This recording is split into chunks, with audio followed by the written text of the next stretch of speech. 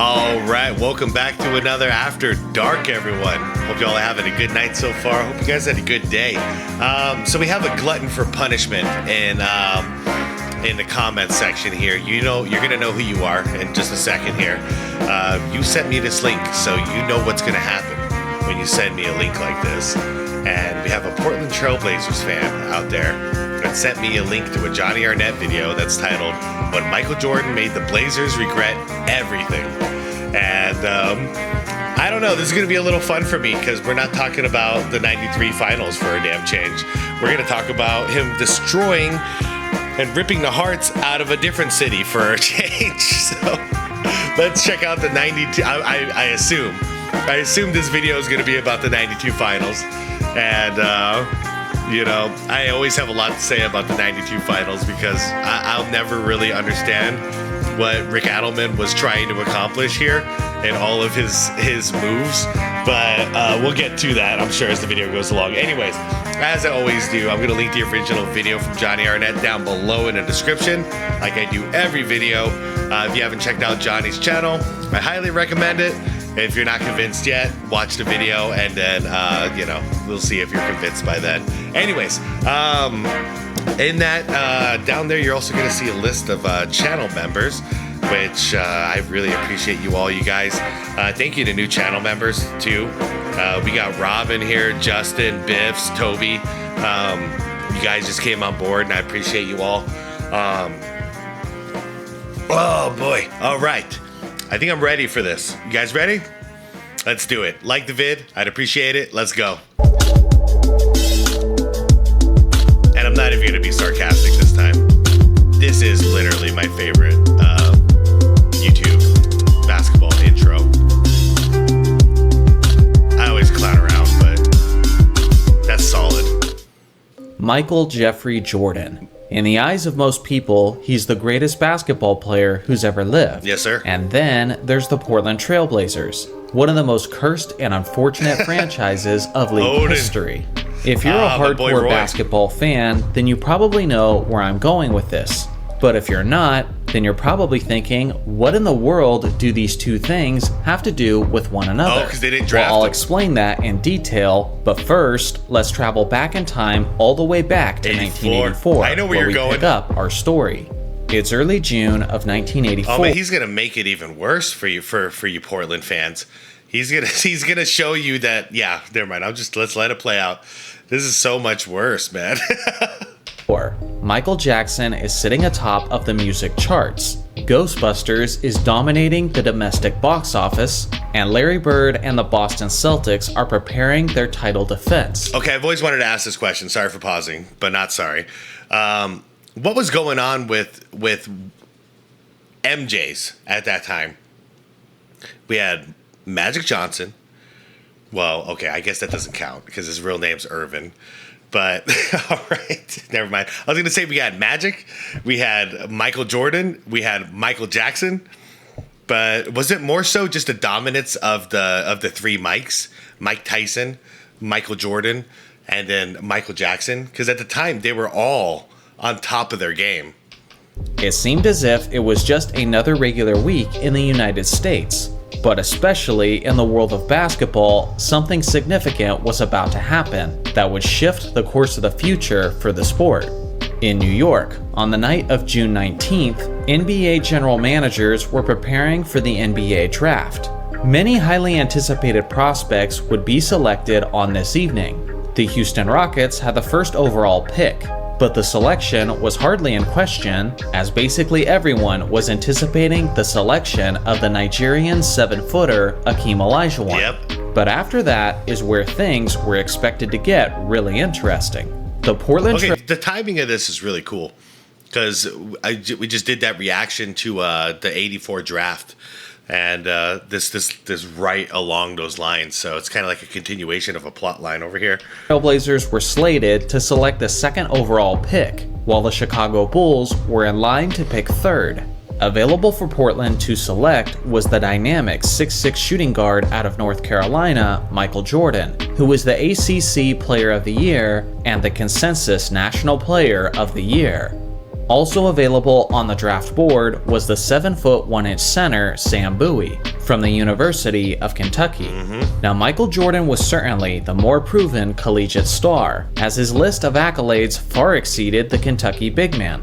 But Bowie was a hyped prospect in his own right, as he was also an All-American and appeared to be ready for the NBA spotlight. With Olajuwon being the obvious first choice, all of the attention was on the Portland organization. Didn't Bowie have some injury issues in college too, though, as a warning sign? Or am I tripping on that? Basketball world waited intently to find out their conclusion. Now, the Blazers did like the looks of Jordan, but they felt like they had to consider their own roster. And the thing is, just 1 year earlier, they had a solid first-round draft pick, and used that pick to take the young 6'7" shooting guard Clyde the Glide Drexler. In hindsight, imagine they could have ran MJ at point guard. They really could have done it, and it could have worked out great. Drexler had a very modest rookie season, as he only averaged a mere 7 points per game in his debut year. But the Blazers were confident that Drexler would turn into a star shooting guard in his own right.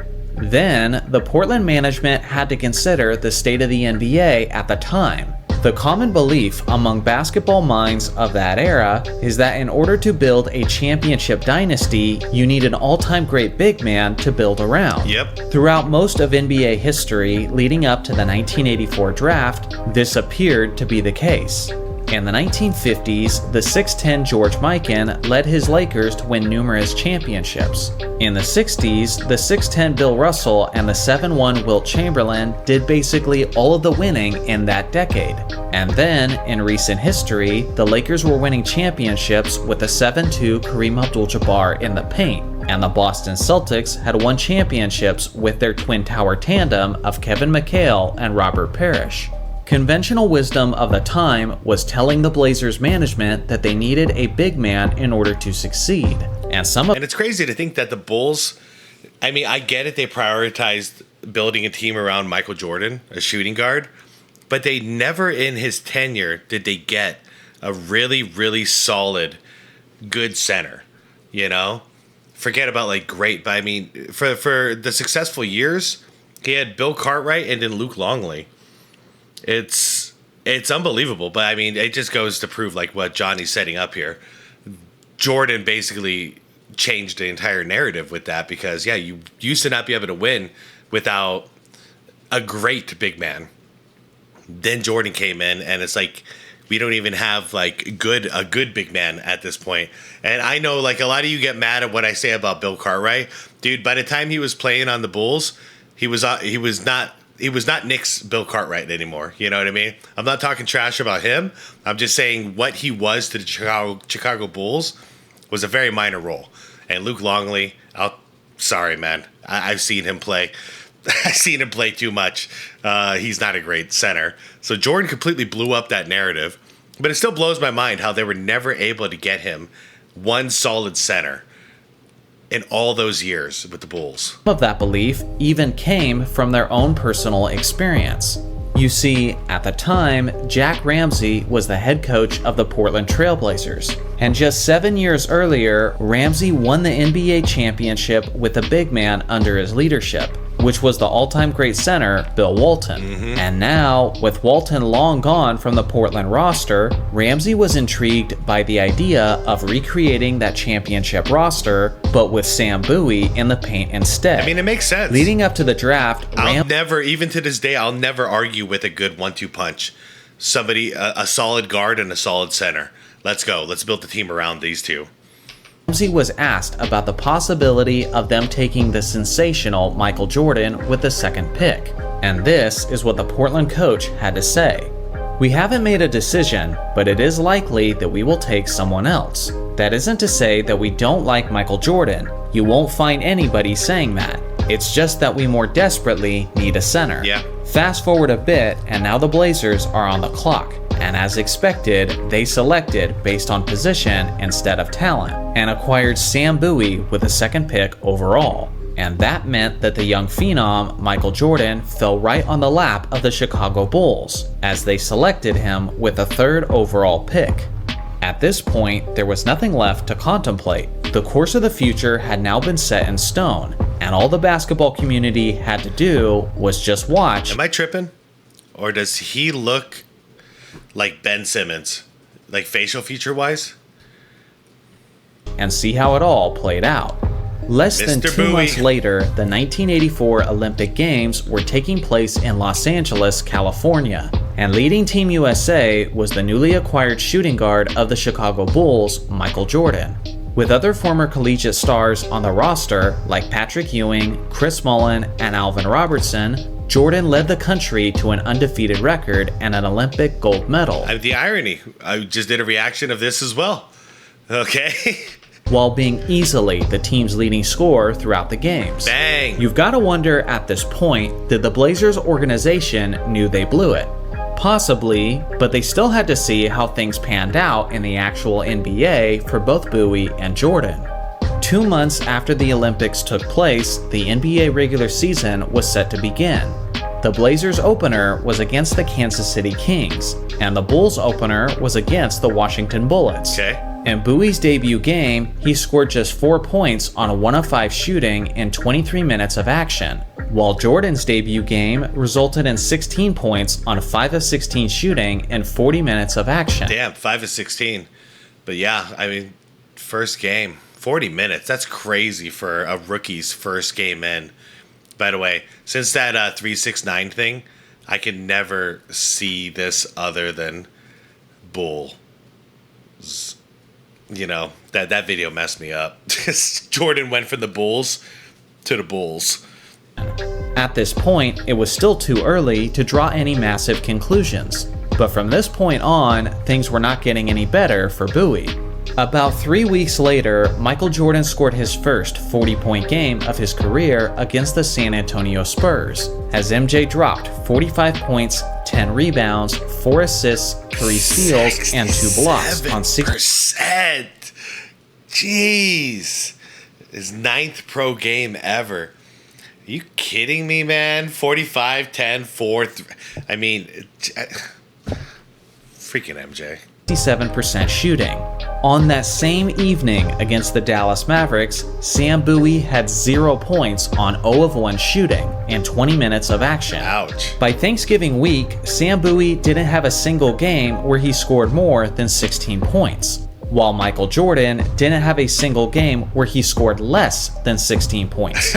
Even as a rookie, MJ was already establishing himself as one of the best players in the entire league, while Bowie couldn't seem to get anything going. Now at this point, do you think the Blazers were regretting their draft selection? Almost certainly, but at the very least, they still hadn't seen Michael Jordan perform in the NBA with their own eyes. Up to this point, they hadn't seen their top pick go up against the Bulls' top pick in a regular season matchup. But all of that would change on November 24th, 1984, as the Bulls were taking on the Blazers in Portland for the first time that season. I'm sorry. What is this image? Did he just dunk it down? Did he just throw it down? And it's that fast that his hand's still above the rim? Sorry, I'm trying to... Good Lord. Yeah, because the ball's in his hand now. What is happening here? At first I thought he's going up for a block. And maybe he is. I don't know. Does anybody know what this is? Johnny, if you're watching this, do you know what this image is? The Bulls' top pick in a regular season matchup. But all of that would change on November 24th, 1984, as the Bulls were taking on the Blazers in Portland for the first time that season. Both teams were in the playoff picture, each with an 8-6 record, but at this point in the season, the most exciting aspect of the game was seeing how the two rookies performed against each other so shortly after the draft. Right out of the gates, the game was a high-scoring affair, as both teams were shooting the lights out. But one of the players who especially had his skills on display was Michael Jordan. I honestly don't know if Michael marked his calendar for this matchup because he took personal offense to Portland picking Sam Bowie instead of him. Oh, we know the answer to that. You know the answer to that. 100% he did. And he did the rest of his career too. And he especially did that in the 92 finals. But it certainly appeared that way, as MJ was extremely aggressive on both ends of the court. One of his incredible finishes was so remarkable that it looked like something only a prime Julius Erving could have pulled off. That's disgusting. Over the course of the night, Jordan displayed all of his hang time and his mid-range artistry, leaving the Portland crowd dumbfounded at what could have been theirs. By the end of the night, the Blazers' collective firepower overcame Jordan's talent, as they ultimately won the game with a final score of 141 to 131. Sam Bowie didn't necessarily have a bad game, as he put up 11 points and 6 rebounds on 5 of 7 shooting. Yeah, he knew. On the other hand, Jordan looked like the all-around superstar that he was, as he dropped 30 points, 8 assists, 6 rebounds, and 3 steals. Wow, he actually shot poorly. That's surprising, but he made up for it in all those other ways. On 10 of 24 shooting. At this point, the writing was on the wall, and the Blazers could no longer hide from the truth. They blew it, and they knew it. You blew it! They had heard about Jordan dominating the game on a global level. They knew he had taken the league by storm and was putting up insane numbers in only his first few weeks in the league. And now they had seen him outplay their top draft selection with their own eyes. I know, because the thing is, looking back, if they would have just drafted him anyways, and say they decided, no, you know what, Clyde is still our guy, we want to move forward with him, and we can't find a way to incorporate Jordan in, which first off I don't believe. Just run him at point guard, you'll be fine. Keep Clyde at the 2, build the team around him. But say it didn't work. None of it worked. They didn't get along, whatever the case may be. You have such a valuable asset in Michael Jordan as far as trade value moving forward. Like, I think no matter what, they should have just did it. I mean, I can support the 1-2 punch theory all I want. But Michael freaking Jordan, yeah, you got to draft that kid. Right in front of their disappointed home crowd. Although I don't think Sam Bowie was a bad player overall, people eventually viewed him as a massive bust due to his potential being ruined by career-crippling injuries. On the other hand, Michael Jordan simply went on to be the greatest icon in basketball history. Yeah, he's pretty good. Talk about a missed opportunity. So what do you guys think? Was this pick by the Portland Trailblazers the greatest mistake in basketball history? I look forward to hearing your suggestions in the comments section below. Thanks for watching as always. Make sure to like and subscribe for more basketball content, and I'll see you guys in the next video. Great video. Dude, he didn't even talk about the 92 finals. Okay, this is completely not what I thought it was going to be. This was actually way more like just cut to the heart, man. Like this is more brutal because yeah, imagine what could have been in Portland. Unfortunately, I think there's a lot of cases of that. Of what could have been. Brandon Roy and Odin. Like what could have been there. But instead, let me know in the comments, what do you like better? You like Sam Simmons or Ben Bowie? Because I swear those two look so similar that I might, they might need to get some kind of genetic test for Ben Simmons. Because I think that might be his daddy. Anyways, guys, let me know what you thought about this video. I thought it was a great one, obviously. And I'm kind of glad I covered the draft because this actually falls way more in line with the stuff I have been reacting to lately. So it's kind of on theme right here. And also with the Olympic stuff, it's really on theme as opposed to the 92 finals. So you know what? My bad. Because you asked me to react to this video, and all I've done is talk about how Jordan beat you in the 92 finals. That's my bad, bro. That's my bad, y'all. Like, I didn't know. I really just thought this is what it was, so... I'm sorry, man. It is what it is. I can't go back. I don't edit this stuff, so... Alright, I'm out of here. Let me know what you guys thought. Let's get into the comments. Let's have a good conversation like we always do. I always look forward to it. And, yeah, channel members, you stand out so well with that Larry O'Brien trophy, so we all see you in there, man. Everybody, thank you so much for watching. Great video by Johnny as usual. If you want to check out his channel, the link is down below in the description. Shout out to all channel members. Like the video if you haven't done it, I'd appreciate it a ton. Subscribe to the channel if you want more content like this, and most freaking importantly, be water, my friends.